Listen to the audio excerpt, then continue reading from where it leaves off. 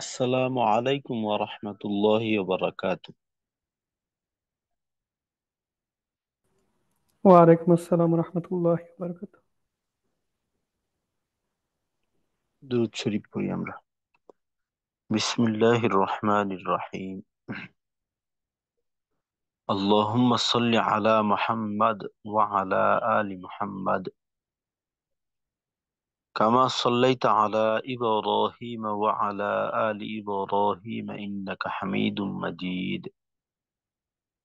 আল্লাহুম্মা বারিক আলা মুহাম্মাদ ওয়া আলা আলি মুহাম্মাদ كما باركت على إبراهيم وعلى آل إبراهيم إنك حميد مجيد.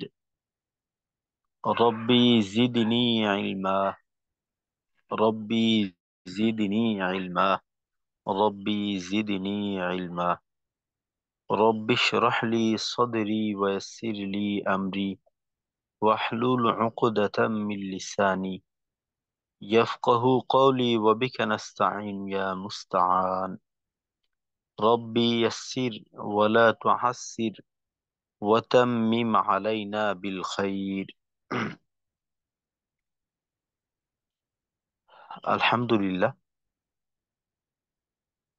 আজকে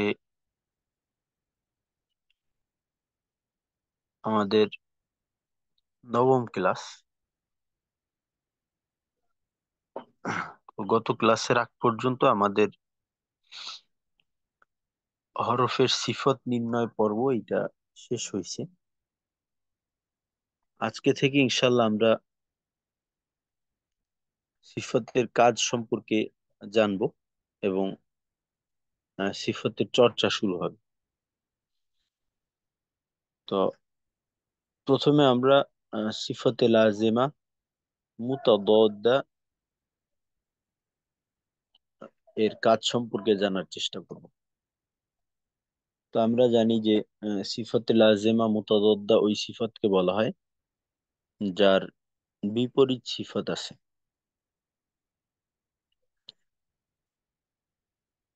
এই জন্যই এগুলাকে ভাগে ভাগে শিখছি আমরা।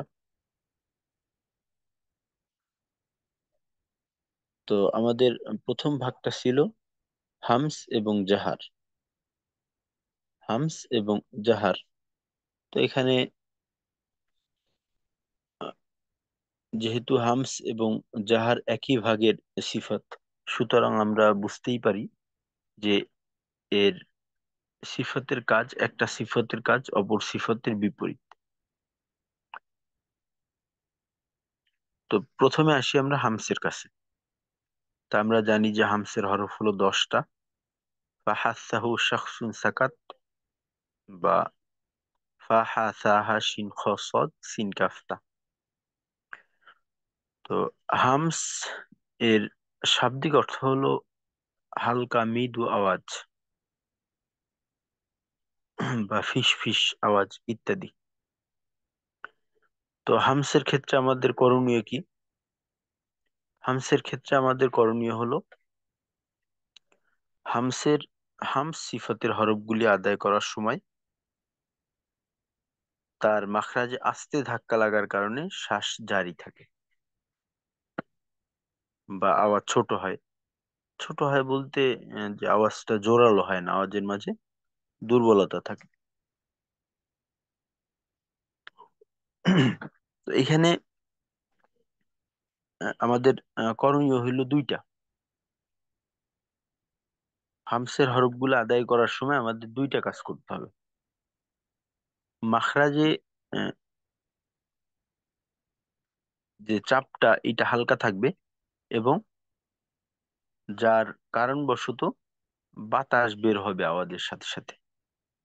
যেমন ধরেন, হামসের প্রথম হরফ হলো ফা। তো ফা হরফটা যখন আমরা আদায় করব, ওই সময় ফায়ের মাখরাজ হলো আহ, নিচের ঠোঁটের পেট সামনের উপরের দুই দাঁতের আগার সঙ্গে লাগাইয়ে উচ্চারণ করা হয় ফা। তো ফা উচ্চারণ করার সময় দাঁতের মাধ্যমে ঠোঁটকে খুব জোরে চাপ দিয়ে ফায়ের উচ্চারণটা করা যাবে না, বরং এখানে হালকা ভাবে দাঁত দিয়ে ঠোঁটকে চাপ দিয়ে তারপর উচ্চারণটা হবে। তো এর কারণে বাতাসটা চালু থাকবে। যেমন আহ, এটা যদি আমরা উচ্চারণ করি, তো ফায়ের উচ্চারণটা এমন হবে ফা, ফি, ফু। তো এই বাতাস চালু থাকা না থাকার বিষয়টা এইটা নিশ্চিত করতে হবে এইভাবে, যে আমরা মুখের কাছাকাছি যদি হাতের উল্টা পিঠ নেই, একেবারেই কাছাকাছি ধরেন, উম, ঠোঁটের থেকে 1 ইঞ্চি পরিমাণ দূরত্বে যদি রাখি, তো ওই ক্ষেত্রে আওয়াজের সময়, উচ্চারণটার সময় আমাদের হাতে বাতাস স্পর্শ করবে।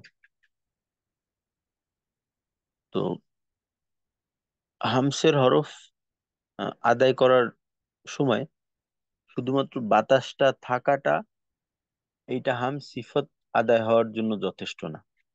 এই ক্ষেত্রে মাখরাজেও কিছুটা দুর্বলতা থাকবে, বা এখানে যেটা বলা হয়েছে যে আদায় করার সময় মাখরাজে আস্তে ধাক্কা দিতে হবে। ধাক্কা বলতে উম, এখানে আহ, আওয়াজটা খুব জোরালো করা যাবে না, এই হইল বিষয়। তো এখন ধরেন আমি যদি ফা এইভাবে উচ্চারণ করি, ফা, ফি, ফু, এভাবে মাখরাজে জোরে চাপ দিলাম, জোরে চাপ দিয়ে উচ্চারণটা করলাম, এক্ষেত্রে বাতাস ঠিকই বের হইছে, তবে হামসের সিফাতের যে কাজটা এটা পূর্ণাঙ্গ হয়নি। তো হামসের যে হরফগুলি আছে এখানে, আমরা জানি হামসের হরফ হলো 10টা। তো 10টা হরফের ভিতর প্রথম যে 8টা হরফ আছে, অর্থাৎ ফা, হা, সা, হা, শিন, খ, সদ, সিন, এই যে 8টা হরফ, এই 8টা হরফের ক্ষেত্রে সর্ব অবস্থাতেই বাতাস বের হয়। জবর জের পেশ যুক্ত হোক বা যজম তাসদিদ হোক, সর্ব অবস্থাতেই বাতাস বের হয়। এবং বাতাস বের হওয়া করার ক্ষেত্রে আমাদের আসলে কিছু করতে হয় না, স্বাভাবিকভাবেই এখানে বাতাস বের হয়। যেমন ধরেন ফা, ফি, ফু, হা, হি, হু, খ, খি, খু, স, সি, সু, সা, সি, সু, বাতাস বের হয়ে যায়। তবে কাফ এবং তা, এই দুইটা হরফে সর্ব অবস্থায় বাতাসের পরিমাণটাকে ওইভাবে পাওয়া যায় না। হরকত যুক্ত অবস্থায় এটার বাতাসটা ওই 8 হরফের মতো হয় না, এখানে বাতাসটা ওইভাবে পাওয়া যায় না। আর বিশেষ করে যখন জজম তাসদিদ যুক্ত থাকে, ওই অবস্থাতে দেখা যায় অনেক সময় আমাদের বাতাস বন্ধই থাকে। তো এইখানে বাতাসটাকে খেয়াল করে বাতাসটা চালু রাখতে হবে। যেমন ধরেন কাফের উচ্চারণটা হলো এক, আক। প্রথমে আওয়াজটা মাখরাজে আটকাবে, তারপর মাখরাজ থেকে পৃথক হওয়ার সময় একটু বাতাস বের হয়ে যাবে। আখ, আক, খ, এরকম। তারপর আত, আত, এভাবে। আর বাকি যে হরফগুলো আছে ওই হরফগুলো একেবারে শুরু থেকেই বাতাস বের হবে। যেমন ধরেন আফ, আহ, আস, আশ, আস, আখ, এভাবে বাতাস বের হয়। তো হামস সিফাত আদায় করার ক্ষেত্রে আমাদের খুব বেশি বাধার সম্মুখীন হইতে হবে না, এটা আমরা মোটামুটি ভাবে অনায়াসেই আদায় করতে পারবো। তবে একটু খেয়াল রাখা দরকার যে যেখানে বাতাস চালু আছে ওইখানে বাতাসটাকে নির্দিষ্ট পরিমাণে নিশ্চিত করা। তো এই হলো আমাদের হামসের বিষয়বস্তু। তো হামসের ক্ষেত্রে আমরা যেটা জানলাম, হামস হলো আহ, শাব্দিক অর্থ, এটা মনে রাখতে পারলে ভালো, না মনে রাখলে কোনো সমস্যা নেই, যে হালকা মৃদু আওয়াজ, ফিস ফিস আওয়াজ ইত্যাদি। তো এখানে হামসের আহ, যে মূল বিষয়টা ওইটা হলো হামসের হরফগুলি আদায় করার সময় তার মাখরাজে আস্তে আহ, ধাক্কা লাগার কারণে শ্বাস জারি থাকে। বা বলতে পারি বাতাস চালু থাকে। আর একেবারেই সংক্ষেপে যদি বলি যে হামসে বাতাস চালু রাখা, হামসে বাতাস চালু, হামসে বাতাস চালু, একেবারে সহজ কথায় হামসের কাজ হামসে বাতাস চালু। তো এই হামসের মাধ্যমেই কিন্তু আমরা অনুমান করে নিতে পারি যে জাহারের ক্ষেত্রে আমাদের করণীয় কি। জাহার হইছে হামসের বিপরীত উভয় ক্ষেত্রে। হামজার ক্ষেত্রে যে দুইটা বিষয় উল্লেখ করা হয়েছে, আর জাহারের শাব্দিক অর্থ হলো প্রকাশ করা, ঘোষণা করা ইত্যাদি। এইটা হলো শাব্দিক অর্থ। তো হামসের ক্ষেত্রে আমাদের কাজ হলো বাতাস বন্ধ রাখা। তো এর সাথে আর একটা বিষয় থাকবে, ওইটা হলো হামসের সংজ্ঞাটা যেভাবে এখানে উল্লেখ করা হয়েছে পরিপূর্ণভাবে এর উল্টা। যে ওইখানে বলা হয়েছে হামসের হরফগুলি আদায় করার সময় মাখরাজ আস্তে ধাক্কা লাগার কারণে। তো এখানে হবে উল্টা, অর্থাৎ জাহারের হরফগুলি আদায় করার সময় মাখরাজে জোরে ধাক্কা লাগার কারণে হামসের ক্ষেত্রে বাতাস জারি থাকে, জাহারের ক্ষেত্রে বাতাস বন্ধ থাকে। তো জাহার সিফতটা আদায় করতে গিয়ে আমাদের একটু নজরদারি প্রয়োজন। জাহারের ক্ষেত্রে আমাদের বাতাস বন্ধ থাকার ক্ষেত্রে দেখা যায় যে আমাদের অনেক হরফ আছে যেখানে বাতাস চালু থেকে যায়। যেমন বিশেষ করে যদি আসে ধরেন জা, জা আমরা জানি জাহারের হরফ। তো জা এর উচ্চারণ সময় জা, জি, জু, আজ, ইজ, উজ, আজ্জা, আজ্জি, আজ্জু, এরকম। তারপর ধরেন আহ, ও, উই বা রা, রি, রু। জাহারের হরফগুলোর উচ্চারণ একেবারে ছেড়ে দেওয়া যাবে না। যেমন ধরেন আমি উচ্চারণ করলাম রা, রা, রি, রু, এই যে উচ্চারণ করলাম। তো এই উচ্চারণ করার সময় যদি মুখের কাছাকাছি হাত রাখি, তো ওই ক্ষেত্রে কিন্তু হাতকে বাতাস স্পর্শ করে। রা, রা না, রা, রা, বাতাসটাকে ভিতর মুখে রাখা, ভিতরের দিকে টান দিয়ে রাখা। তো এইভাবে আমরা জাহারের হরফগুলো আদায় করব।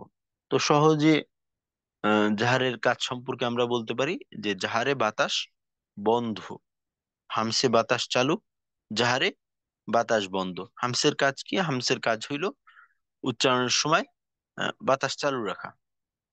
আর জাহারের কাজ কি? জাহারের কাজ হইল উচ্চারণের সময় বাতাসকে বন্ধ রাখা। তো হামসে চালু রাখবো কিভাবে আমরা? চালু রাখবো হলো মাখরাজ আস্তে ধাক্কা দিয়ে আমরা উচ্চারণটা করব, যার দরুন বাতাস চালু থাকবে।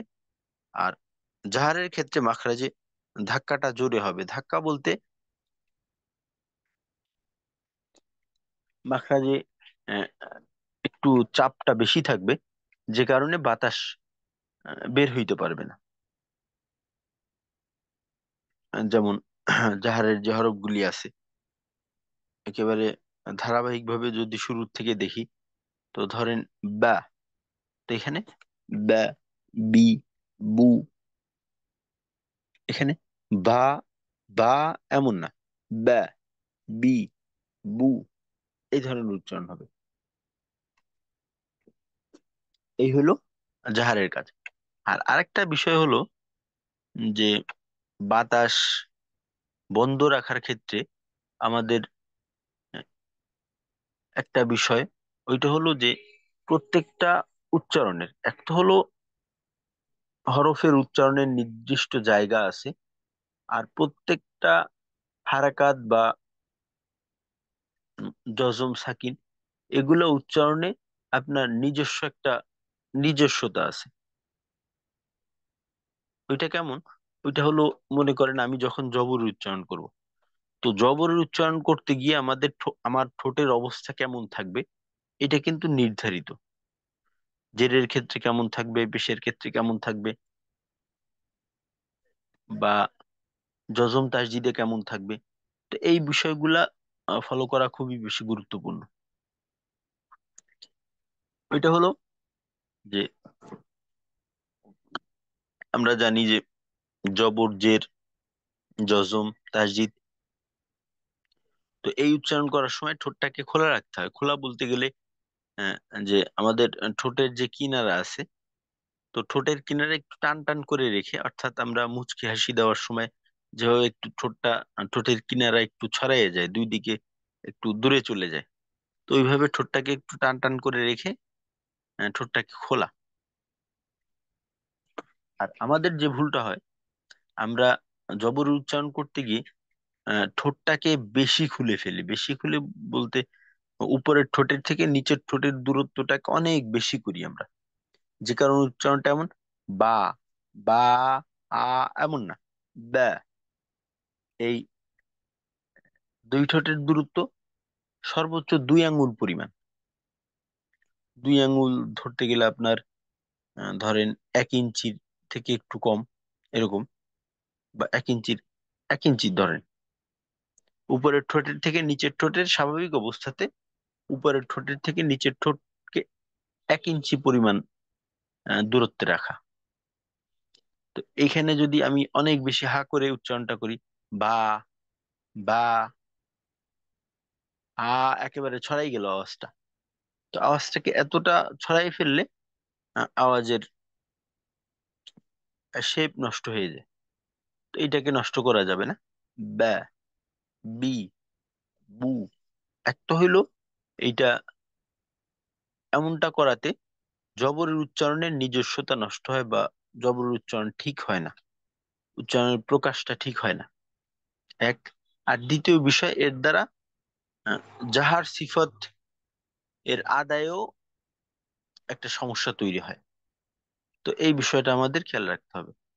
তো আমরা প্রথম জোড়া বা প্রথম ভাগের সিফতের কাজ যেটা পেলাম, হামসের ক্ষেত্রে মাখরাজে আস্তে ধাক্কা দিয়ে বাতাস চালু রেখে উচ্চারণ করতে হবে। আর জাহারের ক্ষেত্রে ধাক্কাটা জোরে থাকবে, ধাক্কা বলতে গেলে এখানে চাপটা জোরে থাকবে, যে কারণে আমাদের বাতাস বন্ধ থাকবে। আর হামসের হরফের ক্ষেত্রে কাফ এবং তা, বিশেষ করে কাফ এবং তা যখন আমরা উচ্চারণ করব, তখন আমাদের একটু নজরদারি রাখা যজমযুক্ত অবস্থাতে, যেন বাতাসটা আওয়াজের শেষে থাকে। অর্থাৎ আক, আত, এভাবে প্রথমে আহ, কাফের উচ্চারণের জন্য মাখরাজি গিয়ে আওয়াজটাকে আটকাবো। আক, যখন মাখরাজ থেকে পৃথক হব, ওই সময়টায় এমন একটু বাতাস থাকবে। আক, যেমন আল্লাহু আকবার, আকবার, আকবার, এখানে শুধুমাত্র আকবার, আকবার, বাতাস মুক্ত না, বাতাস যুক্ত।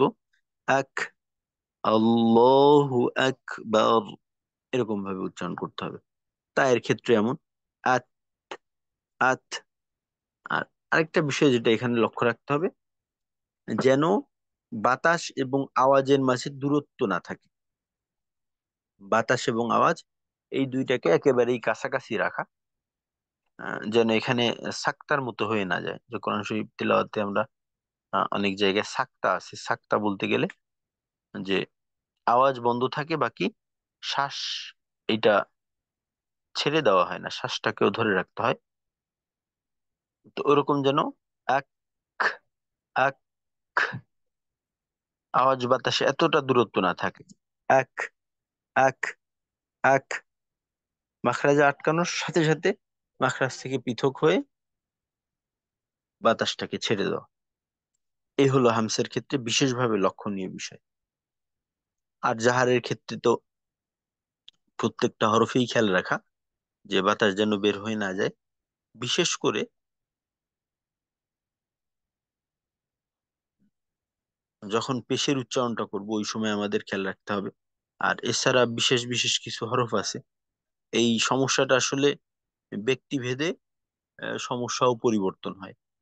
কারো কারো জন্য এটা একটা হরফ হয়, কারোর জন্য অন্য আরেকটা হরফে সমস্যা হয়। তো এই ক্ষেত্রে আমাদের যেটা করণীয়, আমাদের প্রত্যেকের সমস্যাকে নির্বাচন করা, সমস্যাকে খুঁজে বের করা। তো এখন তো আমরা জানি যে সিফাত জানার সবচেয়ে বড় লাভের একটা হইলো যে নিজের ভুল নিজে বুঝতে পারা যায়। তো এখন আমি আমার ভুল নিজেই বের করতে পারবো।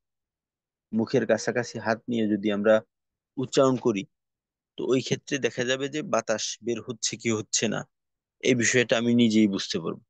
তো এইভাবে জাহারের যে হরফ গুলি আছে, অর্থাৎ জাহারের 18টা হরফ, তো প্রত্যেকটা হরফকে আমাদের যেটা করতে হবে, হারাকাত দিয়ে উচ্চারণ করতে হবে। ধারাবাহিক ভাবেই ধরি, যেমন বা, বি, বু, আব, ইব, উব, তারপর তা, সা হামসের হরফ, তারপর জিম, জা, জি, জু, আজ, ইদ, উদ। জিমের ক্ষেত্রে যেটা হয়, আমাদের উচ্চারণটা যা এমন করি আর অনেকে, এক্ষেত্রে মাখরাজেও সমস্যা হয়। জিমের যে মাখরাজ আছে, মাখরাজ থেকে উচ্চারণ করতে হবে। আমরা জানি যে মাখরাজ এবং সিফাত, এটা একটা একটার সাথে খুব গভীরভাবে সম্পর্ক রাখে। তো মাখরাজ তো অবশ্যই ঠিক থাকতে হবে, তারপর আসবে সিফতের প্রশ্ন। তো মাখরাজের জায়গায় ঠিক রেখে যেন যা এমন না হয়, যা, জি, জু। কলকলার সময় সমস্যাটা আরো বেশি হয়, যে কলকলার আওয়াজ তো দুইটা হয় আর কি, ফিরতি আওয়াজ থাকে একটা। তো ফিরতি আওয়াজটা পরিপূর্ণ বাতাস যুক্ত থাকে আমাদের অনেক সময়, যেমন আজ, আজ, ছ, এমন হয় আওয়াজটা। আজ এমন না হয় আজ, ইজ, উজ, আজ, ইজ, উজ। তারপর খ, খ, খতে তো হামসের হরফ খ, তো এখানে বাতাস চালু থাকবে। যদি কারো ক্ষেত্রে অনেকের সময়, অনেকের সমস্যা হয় এমন, যে ওই সমস্যাটা দেখা যায় যে সাধারণত অন্য কারো হয় না, কিন্তু কারো হচ্ছে, এমন হয় আর কি। তো এই জন্য আমার প্রত্যেকটা, সহজ হোক কঠিন হোক, যেমনই হোক না কেন, প্রত্যেকটা হরফকে চেক করতে হবে যেন এইটা ঠিক থাকে। এই গেল। তো হামস এবং জাহার, এই দুইটার কাজ আমরা পেয়ে গেলাম। হামসে হইল বাতাস চালু, জাহারে বাতাস বন্ধ। তো আজকে যেহেতু আমরা দুই জোড়া সিফাত পড়বো, তো আমরা বাকি দ্বিতীয় জোড়াটাও দেখি, তারপর ইনশাল্লাহ আমরা এই সিফাতের চর্চাটাও একটু করার চেষ্টা করবো ইনশাল্লাহ। তো তারপর আসি আমরা দ্বিতীয় জোড়াতে। তো আমরা জানি যে দ্বিতীয় জোড়ায় সিফাত সংখ্যা হইল তিনটা: সিদ্ধা, তাওয়াসসুত এবং রিখওয়া।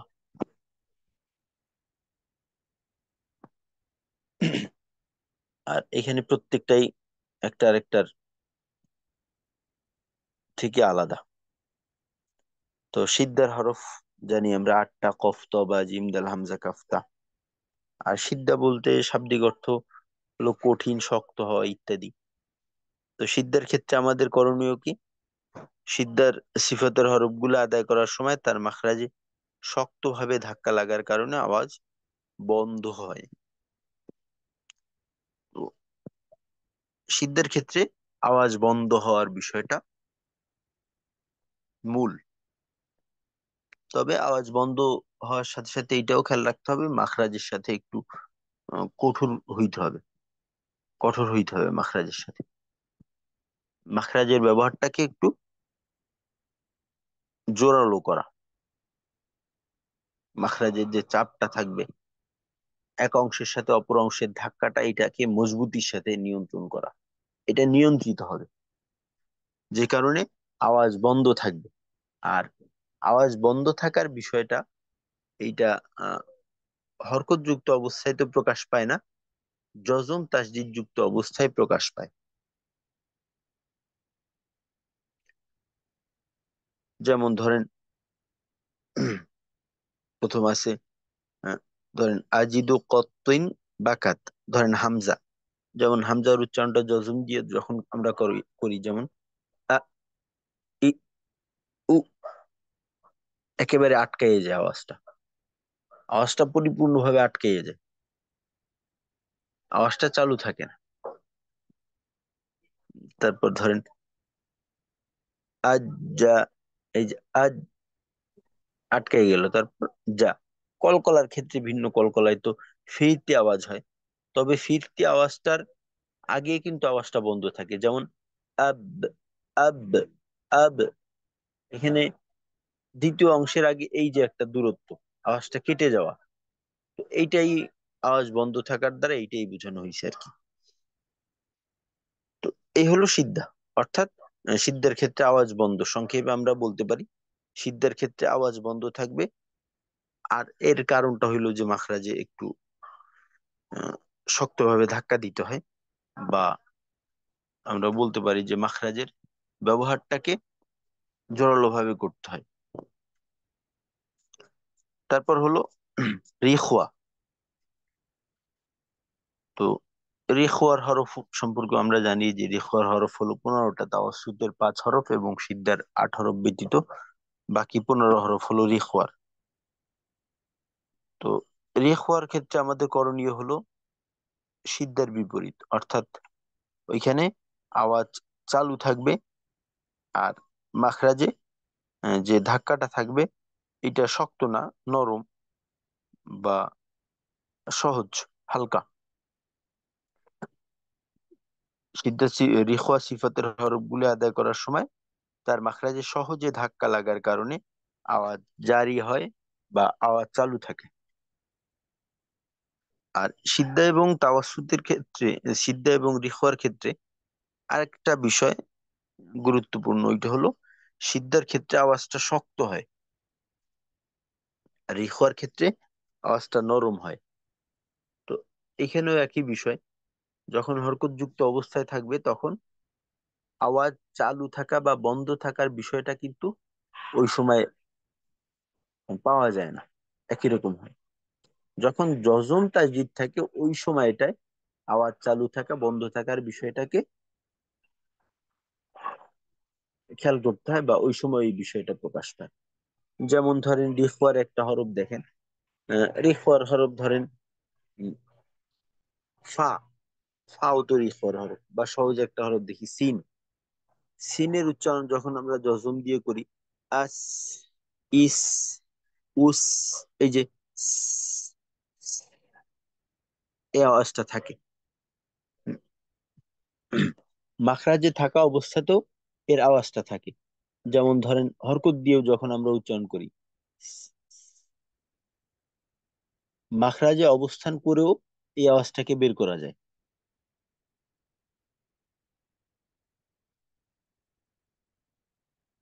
কিন্তু সিদ্ধার ক্ষেত্রে কিন্তু এর বিপরীত, সিদ্ধার ক্ষেত্রে মাখরাজে অবস্থান করে আওয়াজ বের করা যায় না। যেমন ধরেন বায়ের মাখরাজ কি, বায়ের মাখরাজ হইছে উম, নিচের ঠোঁট, দুই ঠোঁটকে একসাথে করে শক্তভাবে চাপ দিয়ে, বা উপরের ঠোঁটকে নিচের ঠোঁটের সাথে চাপ দিয়ে কোনো প্রকার আওয়াজ কিন্তু বের করা সম্ভব না। বা আরেকটা হরফ যদি দেখি ধরেন উম, দাল, জিহ্বার আগা সামনের উপরের দুই দাঁতের গোড়ার সঙ্গে যদি শক্তভাবে লাগাই দিয়ে রাখি, ওই ক্ষেত্রে দ- দা হয় না, আটকাইয়ে যায়, আওয়াজটাকে মাখরাসের থেকে করা যায় না। রিখওয়া হলো এর বিপরীত, আওয়াজ মাখরাজে থেকে করা যায়। যেমন সা, তারপর সদের উচ্চারণ স, খ, তারপর ধরেন আহ, রাল, রা, রি, রু, র, রি, রু, জজম দিয়ে আউ, ইউ, উল, এভাবে আওয়াজটাকে একটু সময় রাখা। যেমন আর, ইজ, উজ, মাখরাজে যাওয়ার সাথে সাথে আওয়াজটা এইভাবে বন্ধ হবে না। ধরেন আর, ইজ, উজ, এই মাখরাজ যাওয়ার সাথে সাথে আওয়াজটাকে বন্ধ করে দিলাম।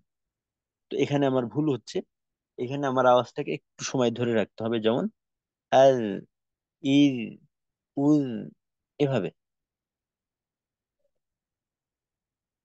তো রেখুয়ার কাজ সহজভাবে বললে যে রেখুয়াতে আওয়াজ চালু, সিদ্ধাতে আওয়াজ বন্ধ, রেখুয়াতে আওয়াজ চালু। তো এখন আমাদের বাকি থাকলো তাওয়াসুত। তো তাওয়াসুত হলো কাজের ক্ষেত্রে এই দুইটার মাঝামাঝি।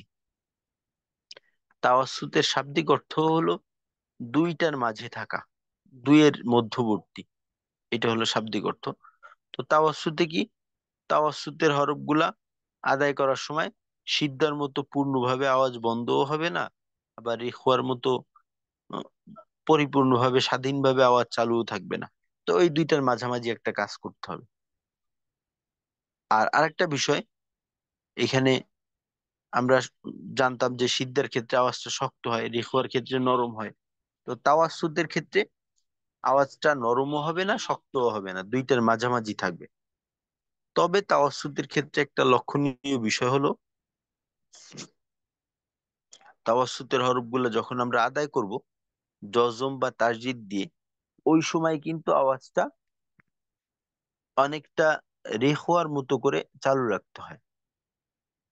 যেমন ধরেন আল, ইল, উল, আল, এভাবে মাখরাজে আটকাবে না আওয়াজটা। যেমন আল্লাহু, আল্লাহ, আল, তারপর ধরেন আলহামদু, মিম মতো তাওয়াসুদের হরফ, আল, হাম, তু, মাখরাজে থেকে আওয়াজের একটু আভাস রাখা, আওয়াজটাকে একটু সময় রাখা। আলহামদু। তো এখানে যদি কেউ পড়ে আল, হাম, দু, কেটে কেটে পড়ে, তো তাহলে আমরা বলতে পারি যে এখানে ভুল হবে। ভুলটা কি, যে এখানে আওয়াজটা চালু থাকার কথা ছিল, তো আওয়াজটা চালু থাকেনি।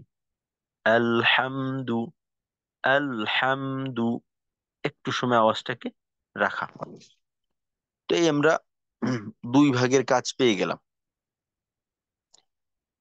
প্রথম ভাগের ক্ষেত্রে ছিল বাতাস সংক্রান্ত বিষয়, আওয়াজের সময় বাতাস থাকবে কি থাকবে না।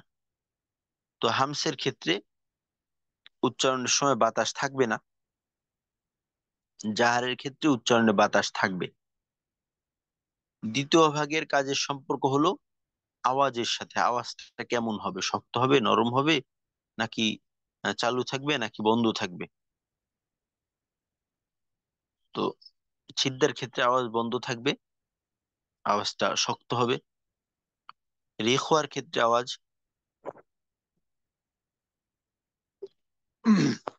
আওয়াজ চালু থাকবে এবং আওয়াজ নরম হবে।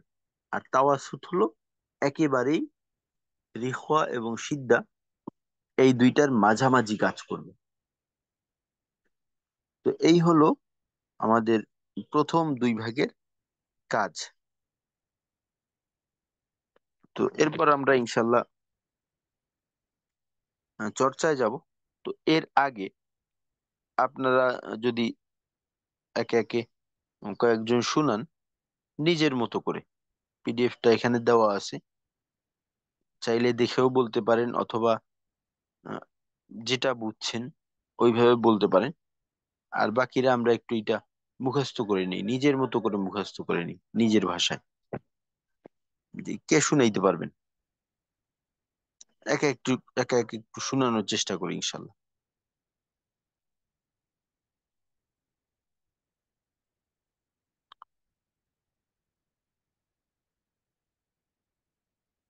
জি, জিয়াউল হক ভাই আপনি একটু শুনান। জি মাশাল্লাহ, আপনি অলরেডি হাত উঠাইছেন। জি, জাজাকাল্লাহ খাইর। হুম। প্রথম ভাগের সম্পর্ক বাতাসের সাথে, হামস এবং জাহার। হামসের ক্ষেত্রে হরফগুলি আদায়ের সময় মাখরাজে আস্তে ধাক্কা লাগার কারণে বাতাস চালু থাকে, আওয়াজ নরম হয়। জাহারের ক্ষেত্রে হামসের বিপরীত, মাখরাজে শক্তভাবে ধাক্কা লাগে, বাতাস বন্ধ থাকে। আচ্ছা, এই হামসের সাথে কিন্তু সরাসরি আওয়াজ নরম হওয়ার সাথে সম্পর্ক না, ওই সম্পর্ক হইছে রিখওয়া, ওই তাও তাওয়াস ইসের দ্বিতীয় ভাগের সাথে। প্রথম ভাগের সাথে অত বেশি নরম শক্ত হওয়ার সম্পর্ক নেই। জি উস্তাদ। দ্বিতীয় ভাগের সম্পর্ক আওয়াজের সাথে, আওয়াজ শক্ত বা নরম, কিংবা আওয়াজ বন্ধ থাকা চালু থাকা। তো সিদ্ধার ক্ষেত্রে আওয়াজ বন্ধ থাকবে, সিদ্ধের হরফগুলো উচ্চারণের সময় মাখরাজে জোরে ধাক্কা লাগার কারণে আওয়াজ বন্ধ থাকবে, আওয়াজ শক্ত হবে। রিখ হওয়ার ক্ষেত্রে মাখরাজে আস্তে ধাক্কা লাগবে, আওয়াজ নরম থাকবে এবং আওয়াজ চালু থাকবে। আর তাওয়াসসুত সিদ্ধা এবং রিখওয়া এর মাঝামাঝি অবস্থায় থাকবে। জি, একেবারে শক্তও না, একেবারে নরমও না। বাকি আওয়াজ চালু থাকার ক্ষেত্রে এইটা অনেকটা রেখোয়ার হুম, মতোই কাজ করবে। জি ওস্তাদ, বিশেষ করে জজম তাসদিদের ক্ষেত্রে রিখওয়ার মতোই এককভাবেই আওয়াজ চালু থাকবে, রিখওয়ার মতো। জি।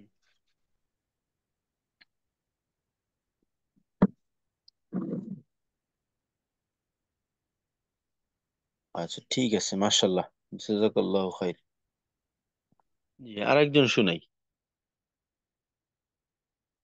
আমরা শুনাইতে থাকি আর মুখস্থ করি নিজের মতো করে। জি, মাশাল্লাহ, মেহেদি ভাই। আসসালামু আলাইকুম ওস্তাদ। ওয়ালাইকুম আসসালাম রহমতুল্লাহ। সিফাতুল লাজিমা মুতাদদ্দার প্রথম ভাগে হচ্ছে হামস এবং জাহার। হামস জাহারের সম্পর্ক শ্বাসের সাথে, শ্বাস বা বাতাসের সাথে। হামসের ক্ষেত্রে মাখরাজ থেকে যখন উচ্চারিত হয় তখন মাখরাজের স্থলে হালকা স্পর্শ হয়, যার কারণে বাতাসটা চালু থাকে।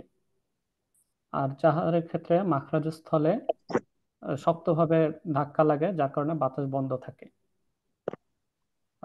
দ্বিতীয় স্তর হচ্ছে সিদ্ধাত, তাওয়াসুত এবং রিখওয়া।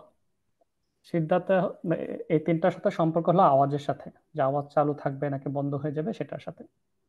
তো সিদ্ধার বেলায় মাখরাজ স্থলে শক্তভাবে আহ, ধাক্কা লাগে, যার কারণে আওয়াজ বন্ধ হয়ে যায়। বিশেষ করে যখন জজম থাকে, তাসদিদ থাকে সেগুলোর ক্ষেত্রে। রিখওয়ার বেলায় মাখরাজের স্থলে হালকাভাবে ধাক্কা লাগে, যার কারণে আওয়াজটা চালু থাকে পুরোটা সময়। আর সিদ্ধাত এবং রিখওয়ার মাঝামাঝি হলো তাওয়াসুত। সেক্ষেত্রে মাখরাজের স্থলে ধাক্কা লাগে, কিন্তু তারপরেও আহ, আওয়াজটা চালু থাকে।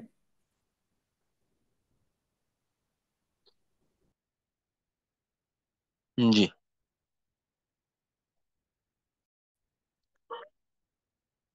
আস্তাগফিরুল্লাহ।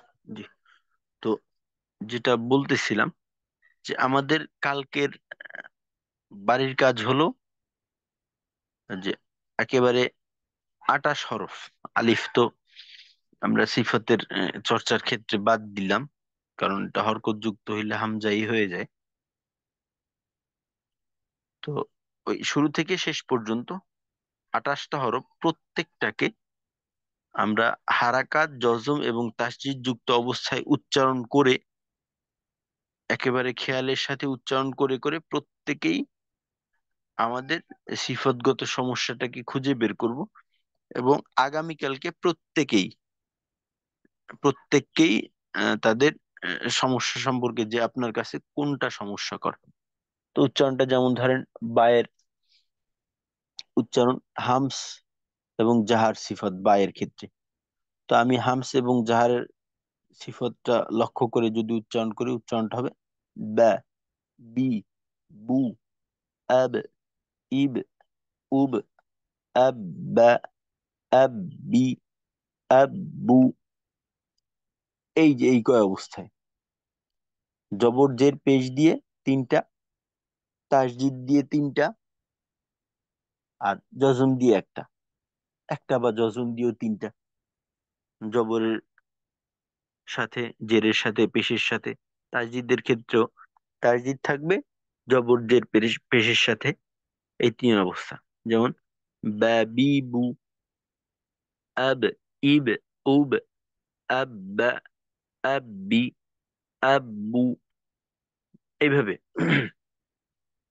তো কঠিন হরফ যদি দেখাই, যেমন ধরেন হামসের ক্ষেত্রে কাফ, কা, কি, কু, আক, ইক, উক, আক্কা, আক্কি, আক্কু।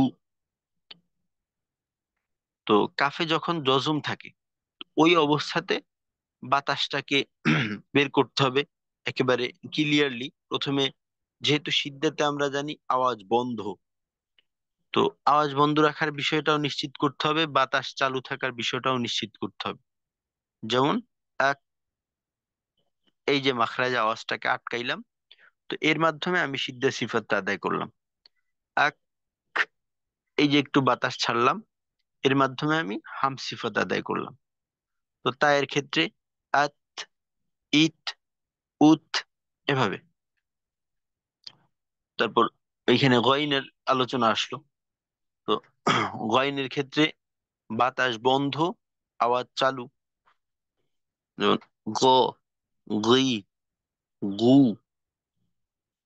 আগ, ইগ, উগ, আগ, আগি, আগু। তো এইভাবে ইনশাল্লাহ আমরা প্রত্যেকেই আমাদের সবগুলো হরফকে উচ্চারণ করে নিজেদের কোন কোন হরফে কোন কোন সিফাতের ক্ষেত্রে সমস্যা হচ্ছে এইটাকে বের করব। তারপর আগামীকালকে ইনশাল্লাহ আমরা সিফাতের কাজ সম্পর্কেও জানবো, এর সাথে আমাদের যে সমস্যাগুলা থাকবে ওই সমস্যার হরফগুলা ইনশাল্লাহ আমরা মশক করার চেষ্টা করব। তো ইনশাল্লাহ এটা আমাদের আগামীকালকের বাড়ির কাজ থাকবে।